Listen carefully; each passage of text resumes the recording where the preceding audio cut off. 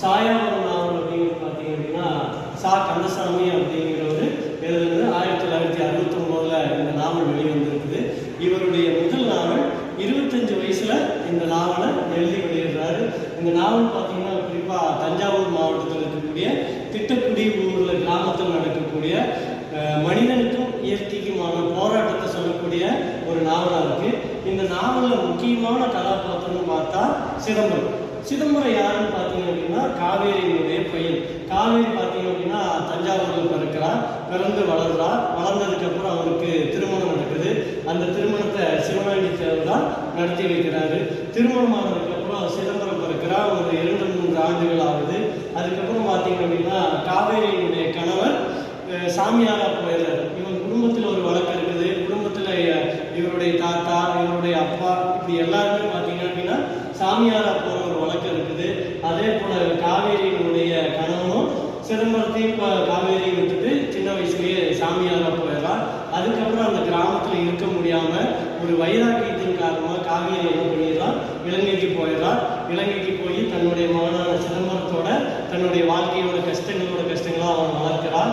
தன்னுடைய சொந்த ஊர், தன்னுடைய உறவினர்களை பற்றியெல்லாம் சிதம்பரத்துக்கிட்ட சொல்கிறான். ஒரு கட்டத்தில் காவேரி இறந்ததுக்கப்புறம் பார்த்தீங்க அப்படின்னா சிதம்பரம் தன்னுடைய சொந்த ஊரை தேடி, தன்னுடைய சொந்த மக்களை தேடி தஞ்சாவூருக்கு வரான். தஞ்சாவூருக்கு அவன் வருவதற்கான காரணம் பார்த்தீங்க அப்படின்னா ஒன்று அவனுடைய மரபு சார்ந்த குடும்பங்களை பார்க்கணும், உறவு முறையினரை பார்க்கணும், தனக்கான சொந்தங்கள் இங்கே இருக்குதுன்னு பார்க்கலாம். அதோடு சேர்ந்து தன்னுடைய வாழ்க்கையினுடைய லட்சியமாக ஒரு கரும்பு தொழிற்சாலை உருவாக்கலாம் அப்படின்னு தஞ்சாவூருக்கு வரா. தஞ்சாவூருக்கு வந்து எங்கே தங்குவது, எங்கே இருப்பது அப்படிங்கிற அவனுக்கு நிறைய நெருடல்கள் இருக்குது. இருந்தாலும் அங்கே அப்படியே காலத்து கழிக்கிறான். அப்போ தன்னுடைய சாய ஆலை ஆரம்பிக்கலாம் அப்படிங்கிற ஒரு லட்சியத்தோடு வந்ததுக்காக அங்கே ஒரு நிலம் பார்க்கலாம். அந்த நிலம் பார்த்தீங்க அப்படின்னா சாம்பவமூர்த்தி ஐயருடைய நிலம். அது அவருடைய பூர்வீக நிலம். இந்த நாவலுடைய முக்கியமான கருவாக இருக்கக்கூடியதான் இந்த சாயாவனம். அந்த சாயாவனம் பார்த்தீங்கன்னு வச்சிங்களேன், இந்த சாயாவனத்தில் மிகப்பெரிய மரங்கள், செடிகள், புதர்கள் எல்லாமே இருக்குது. அந்த மரங்கள் பார்த்தீங்க அப்படின்னா நெட்டிலிங்க மரம், பூவரச மரம், ஆலமரம், ஈச்ச மரம், அரச மரம், இந்த மரங்கள் எல்லாமே நல்லா அடர்ந்த வனமாக மாறி இருக்குது. இந்த வனத்துக்குள்ளே பார்த்தீங்க அப்படின்னா காரை புதர், மூணாங்குடி, காட்டு புதர்கள், அதுக்கப்புறம் பார்த்தீங்கன்னா நாயுருவி, இது எல்லாமே அந்த காட்டுப்பகுதியில் நல்லா வளர்ந்து ஒரு அடர்ந்த வனமாக இருக்குது. இது கூட பார்த்தீங்க அப்படின்னா இந்த மரங்களில் கோவை கொடிகள் எல்லாம் படர்ந்துருக்கு, பிரண்டை எல்லாம் படர்ந்துருக்கு. அதோடு சேர்த்து காட்டு பீர்க்கங்களும் படர்ந்துருக்கு. அங்கே மழை இல்லாத சூழல்லையே இந்த வனத்தை சுற்றி அவ்வளோ பெரிய மரங்களோடு சேர்த்து ஒரு புளிய மரங்களும் இருக்குது. இந்த ஊரினுடைய அடையாளமே அந்த புளிய மரமாக இருக்குது. அந்த புளிய மரத்தோடு சுற்றி இருக்கக்கூடிய இந்த சாயாவனம் ஒரு மிகப்பெரிய அரணாகவும் அந்த வனத்திற்கே ஒரு எல்லையாகவும் இருக்குது. அந்த ஊருக்கு ஒரு பெயராகவும் இருக்குது. சாம்பவமூர்த்தி ஐயர்கிட்ட இருந்து சிதம்பரம் அந்த நிலத்தை வாங்கலாம். அந்த நிலத்தில் வேலையாளாக இருக்கிறவர் தான், அந்த பூமியை சாயாவனத்தை பார்த்துட்டு இருக்கிறவர் தான் சிவனாண்டி தேவர். இந்த சிவனாண்டி தேவர் பார்த்தீங்க அப்படின்னா காவேரிக்கு திருமணம் செய்து வச்சவர். அப்படி திருமணம் செய்து வைக்கும்போது சிதம்பரத்திற்கு உறவினராக இருக்கிறார். அப்போ இந்த நிலம் வாங்க வந்த சிதம்பரம் பார்த்தீங்க அப்படின்னா சாம்பவமூர்த்தி ஐயரை பார்த்து நிலத்தை பேசி வாங்கிடுறான். ஒரு 500 காணிக்காக வாங்கிறான். அது அப்போதைய மதிப்பில் ஒரு 500 ரூபாய் ஆகுது. இந்த மக்களுக்கு எல்லாமே வந்து வாய் வார்த்தைகள் தான்.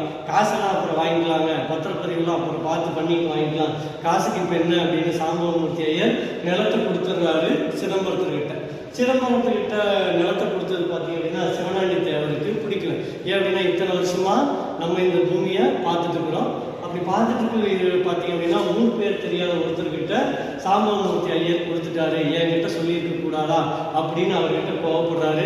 கோவப்படாத, நான் நிலத்தை தான் கொடுத்துருக்கேன். அப்போ அந்த நிலத்தை வாங்கின சிதம்பரம் அங்கே பார்த்தீங்க அப்படின்னா ஒரு கரும்பு தொழிற்சாலை ஆரம்பிக்கலான்னு முடிவோட அந்த வனத்தை அழிக்கிறதுக்காக முற்படுறான். அப்படி முற்படும் போது பார்த்தீங்க அப்படின்னா சிவனாண்டி தேவரை 4-5 முறை சந்திப்பதற்காக போகிறான். அவர் முகம் கொடுத்து பேசலை, ஊரில் இல்லை அப்படின்னே போயிடுறாரு, பார்க்கவும் முடியறதில்லை. அப்போ அந்த சாயாவனத்தில் பார்த்தீங்க அப்படின்னா முக்கியமானது இந்த புளிய மரம் தான். இந்த புளிய மரம் பார்த்தீங்க அப்படின்னா தெற்கிலிருந்து தென்கிழக்கு போய் வடக்கு முடியும், ஒரு எல் ஷேப்பில் இருக்கும். இந்த வனத்தில் புளிய மரங்கள் எல்லாம் காய்ச்சிருக்கும் போது பார்த்தீங்க அப்படின்னா ஊரில் இருக்கக்கூடிய சிறார்கள் வந்து சிவனாண்டி தேவர்கிட்ட சொல்லுவாங்க. சிவனாண்டி தேவர் அங்கே போவார். போய் அங்கே இருக்கக்கூடிய புளிய மரங்கள் எல்லாத்தையுமே பார்ப்பார். அப்படி அந்த புளிய மரத்தை எல்லாம் பார்த்துட்டு எந்த புளியை எப்படி உடுக்கலாம் அப்படின்னு அவருக்கு ஒரு வரிசையை வச்சிருக்கிறாரு. அவங்க தாத்தா, அவங்க அப்பா எல்லாருமே பார்த்தீங்க அப்படின்னா ஒரு மரபு சார்ந்து இந்த புளியை உடுக்கிறத வச்சிருக்கிறாங்க. அப்போ தெற்கில் இருக்கக்கூடிய நெட்டை மரத்து புளியை பெரிய பண்ணை வீட்டுக்கு கொடுத்துருவாங்க. அடுத்ததாக இருக்கக்கூடிய காத்தவராயன் மரத்து புளியை, தித்திப்பு புளியை பார்த்தீங்க அப்படின்னா பதஞ்சலி சாஸ்திரியார் வீட்டுக்கும், அடுத்தது பார்த்தீங்க அப்படின்னா வடக்கில் இருக்கக்கூடிய தென்மேற்கு மூலையில் இருக்கக்கூடிய குட்டை மரத்து புளிய சாஸ்திரி வீட்டுக்கும் செட்டியார் வீட்டுக்கும் கொடுத்துருவாங்க. இந்த புளியை பார்த்தீங்க அப்படின்னா ஒவ்வொரு மரத்துலேருந்தும் புளியை அவ்வளோ வேகமாக உழுக்குவார். அப்படி உழுக்கும் போது அந்த புளியெல்லாம் கீழே விழுந்து பார்த்தீங்க அப்படின்னா சடன்னு விழுந்து ஒரு ஓசையோடு இருக்கும். ஒவ்வொரு மரத்து புளியும் அந்தந்த மரத்துக்கீழே உழுக்கிற அளவுக்கு பார்த்துக்குவார். ஒவ்வொரு மரத்து புளியும் தனித்தனியாக உருக்கி ஒவ்வொன்றையும் தனித்தனியாக எடுத்து வைப்பார்.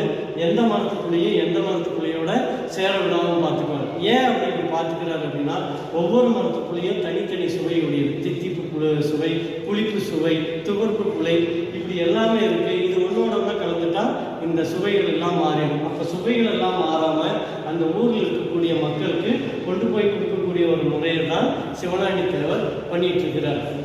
இப்படி பண்ணிட்டு இருக்கக்கூடிய சூழல்ல சாயாவனத்தை அழிப்பதற்காக சிதம்பரம் வரா. அப்படி சிதம்பரம் அந்த வனத்தை அப்படியே எட்டி பார்க்கலாம். இவ்வளோ பெரிய வனம். இவன் நடந்து போகிற வனத்துக்குள்ளார அங்கே இருக்கக்கூடிய ஊனாங்குடிகள், நாயுருவி, இதெல்லாம் இவனுடைய கால் சட்டைகள் எல்லாம் பொறுத்து காயத்தை ஏற்படுத்துது. நடந்து போகிறான். ஒரு ஒற்றையடி பாதை தான் இருக்குது. அந்த பாதை முடிஞ்சது. அதுக்கப்புறம் பார்த்தீங்கன்னா இந்த சைடு மாடுகள் நடந்த தடம் இருக்குது. அதுக்கு வேணால் அதோட முடிஞ்சிருது. அதுக்கப்புறமா இந்த பக்கமாக வரலாம். இப்படி பாதைகள்